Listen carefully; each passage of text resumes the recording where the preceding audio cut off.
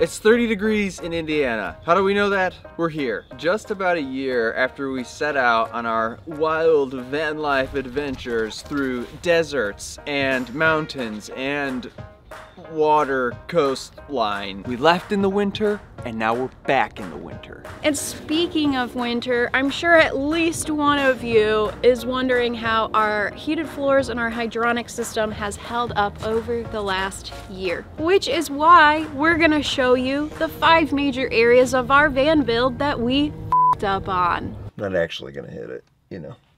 It's all for show. Okay, so let's kick this off with our number 1, which is our ice code dual zone fridge freezer combo. And I know it's not necessarily something like we made a mistake on, but it's not working out for us. To be clear, it operates fine. It turns out I'm just not a big fan of a top load style fridge. You really have to dig for everything, which I feel like if you fill it with a bunch of drinks and you're using it more as a cooler than an actual fridge, it's not a big deal. Yeah. But when you have fruits and veggies and a week's worth of food, all at the bottom, you're constantly digging and taking stuff out and putting it back, and it's kind of a hassle. Plus, I really liked the idea that it was dual zone, meaning you could have half as a fridge and half as a freezer. But because we try and go off grid for as long as we possibly can, and we need a lot of food to survive, we needed both sides to be a fridge, always. So I never really got my ice cream and waffles. It was cool. Iceco was willing to send us the product. It is a nice product if it's what you want, you know? It's a good functioning, and it's super heavy duty, energy efficient. It's just not our style. I know that's not like a big whoopsie on us, but it is something we'll have to address. That kind of leads us to our number 2. Electrical cooking appliances. So as most of you know, we went with both an electric cooktop and oven. The idea was to make this van entirely electric to avoid propane. Initially, when I calculated how much power it would take to have an electric cooktop and an oven for our daily meals, I thought we were in the clear with a 400 amp hour system. But he was wrong. Yeah. I didn't realize how often and how much we would have to also charge our computers and our camera batteries and our camera lights and just the little various items. They add up. And in the beginning, when we first hit the road, we did okay. We were driving a lot more, so we were charging off our alternator, and we had a lot more sun to charge off of solar because we were in like New Mexico and Arizona, and it was spring going into summer. But then we started to head up into like the Pacific Northwest, where it's a lot of overcast and rain. It was like super apparent that we didn't have enough power to keep going the way we were. Actually, it got to a point where we were like skipping meals. Anything that required us to cook on the stove or in the oven other than heating up for like 10 minutes, we basically started nixing. And like for coffee or boiling any sort of water, I just used the jet boil to save power. And it got to a point where it's like, if we were gonna cook and meal prep for the week, we'd go get a campsite so that we could plug in all of our protein at the campsite. Do it all at once and then charge all of our batteries and stuff, like store up and so that we can make cold meals. Like actively try and reduce hot meals as much as possible. If we had more solar panels and more batteries, it wouldn't be a problem. It would have been a huge added benefit if we had constructed our solar panels so that they were able to tilt or rotate, and we were able to manipulate that with the changes in the sun. That next time we'll definitely do. All right, so let's move on to our number 3, which is our bathroom. And I bet you're thinking, oh, there's cedar walls. Wood. It Can't rotted have wood out in a bathroom. No. Can't waterproof it. You're wrong. We did it great. And then you might be thinking, composting toilet. Oh, ew, smells gross, terrible. Poopy. You have to empty it. No. It was great. We really like it. It was actually, it was just our door. So when we went to waterproof the bathroom door, our waterproofing material had a little bit of a yellow tint to it. And I decided that if we did the outside of the bathroom door, it wouldn't match the outside of the closet door. So we don't need to do that. Purely aesthetic. We only did the inside, and we did do the bottom of the door, but what we didn't kind of like think ahead is that after you get out of the shower and there's water dripping down, some water is always going to settle in the threshold area, and it kind of crept up to the outside of the door and basically sucked up into the wood anyway and rotted our door out. And I think another thing that led to the inevitable rotting of our door was the fact that we made it just like a hair too big. It's too tight within the door jamb, and it's rubbing. There's a little friction at the bottom. And then the banding just came off. And once the banding came off, it was just like a open. Oh, a free-for-all. Yeah. I mean, then the water just was sucked over. up into the door. It went brown like instantly. Like a frostbitten thumb or something. This is not my thumb. This is my thumb. But it is something that's very ugly to us now that we need to fix, and we've put it as our number 3 oops. Whoops. Whoops. Dumb.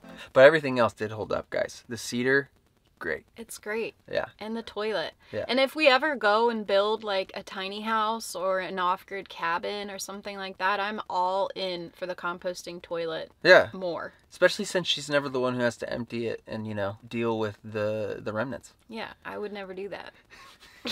Okay, Let's move moving on to number 4. It's our garage. What did we ruin in the garage? Nothing really. It's honestly the stuff in our garage, the mess we've created.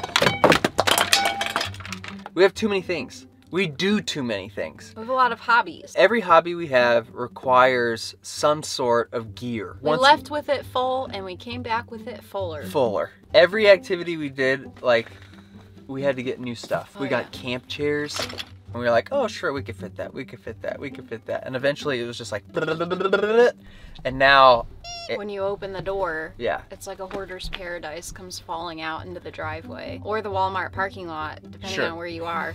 Wherever you're at. And after, I don't know if you guys saw this, but our friend Brian, we did a little van tour of his, and we released it on the channel. Somewhere. But he has a van that is incredibly organized. And then we saw his garage, and it's like he's got a container, straps, for everything, and Tupperware, labels, and shelves. Yeah, and everything has its own space, and he knows exactly where it all is, and nothing fell out or did anything. He doesn't curse when he has to go back there and get something. Yeah, I think it's not a task. The biggest thing. So we want to kind of rethink that whole garage area and just the way we've stored our stuff.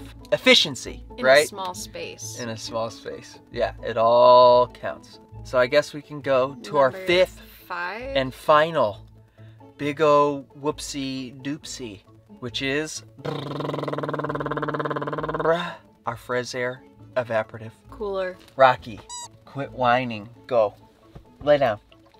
Cut it out. So the evaporative cooler did what it was supposed to. It takes moisture and spits it out at you, and it makes it colder in here. That's how it works. It wasn't as efficient as I hoped it would be. If you're in the shade and you're in a very dry climate, it works pretty well. But the second you're in direct sunlight, which is sometimes what you need to charge your batteries, you're constantly fighting in its struggles. And it does suck down a lot of water. Yeah. If it's working really hard. Yeah, it's like... Which for us was a constant, every 6 hours we had to fill our reservoir. Which they give you an 18-liter reservoir, and when we installed it, we put it in the garage. I was thinking, oh, this is a fine spot. We can get to it when we need to. I didn't realize how often we'd have to get to it. For us, personally, just kind of like the fridge. Yeah. It wasn't our jam. Yeah.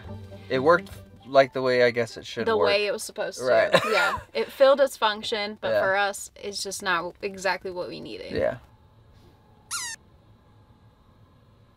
So that pretty much covers the main stuff. Sure, there were a few odds and ends that we had to repair or fix or get along the way. You know, some of these lights would go out because they're just crappy LEDs. But for the most part, everything held up pretty well. So while we're back at my mom's during the holidays, we figured we'd start doing a few renovations. Like removing our entire kitchenette, which honestly, we do really like our kitchenette. We custom built it and it's dope. We did a good job with it. But it would never be able to fit a different fridge garage or a different stovetop and oven combo. And we do want to include propane because that'll help keep us off-grid longer. Then of course we're gonna pull off the bathroom door and just replace it, but this time we're gonna make sure to waterproof it, real ugly like. Waterproof it. And then while we're at it, we're gonna grab some new containers and just overall organizational items so that we're not a giant pigsty in here anymore. It will always be a pigsty in here because we have 2 dogs and it's a tiny space. Sure, we're not gonna stuff the dogs in bins, but we will put all of our gear. It would cut down on the mud a lot and the burrs.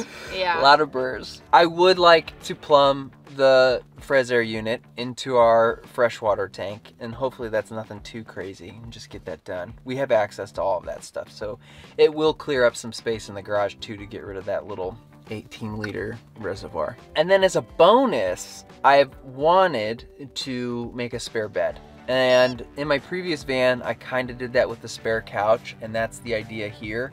These couches we're sitting on now, maybe by using these back cushions, we can turn this into a spare bed. At least that's the hope, because we've had a few trips, actually one trip with her sister, where they took the bed with the dogs, and then I kicked him out. Had to sleep on the floor. So if we ever wanted to have friends in here, we don't have many friends. We would need another little sleeping area. And none of that would be possible without the support of our Patreon members. If you want to support the channel and keep us going out there on the road and building and all sorts of making weird videos, stuff like that, you can go check out our Patreon page where we have all kinds of bonus content like this.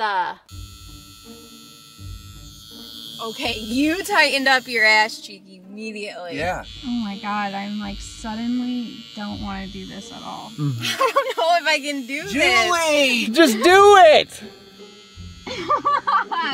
Turn it off. You're done. No, I'm not done. Okay, just give me a second. Good God. So that's it. That's all 5 of our major fails. And I bet you were thinking that our diesel heater was gonna be one of them. But spoiler alert, it's been great. As far as the diesel heater and like the air matrix and keeping the temperatures nice and warm in here during the winter months, it does a great job as long as we're well insulated and closed off. You know? Yeah, we have that major insulating curtain between the cab and the back of the van. Huge difference. That makes a huge game changer. Difference. And then our insulated blackouts. And then like it was kind of a back and forth to figure out how to get our thermostat and the control unit for the diesel heater to like work together. Now that we know we have a set temperature at like 68 degrees, and then we can run the heater for like 2 hours at the beginning of the day when we wake up to warm it up in here, and then a little bit throughout the day, and then right before we go to bed. We found a sweet spot. And the thing about the heated floors is you have to set your expectations. Sure. For a van. For a van, right. You're not gonna have a tile or a concrete floor unless you're insane. So the heat, you know, isn't gonna radiate as well as it might in your bathroom in your home because we have a wood floor. Yeah. And wood's not a great conductor. It keeps it from being cold. Well. It keeps the floor from being ice chill off. Yeah. And it does give us a little bit of added protection because we ran it entirely under our water system. So all of our plumbing has been fine and our water tank has been great. Yeah. No leaks, bursted pipes, none of that. And like, if we didn't touch on anything during this little 5 mistakes video that you were curious on, excuse me, just leave it in the comments and we'll try to like get back to you and let you know. And maybe we'll make a video where it was like the 5 best things, because overall I think all that hard work and time, blood, sweat, and tears, and tubes of marine grade adhesive like have paid off, and the whole thing has worked out really well. All right, guys, that's it. We appreciate you sticking around and watching, and I guess you could just stay tuned for some renovations. Putting our hard hats and our goggles back on. Say bye. Say bye. Okay, bye, guys. Dude, who dressed you up like that? Dress myself. What are you wearing? Rock, what are you wearing? What is this?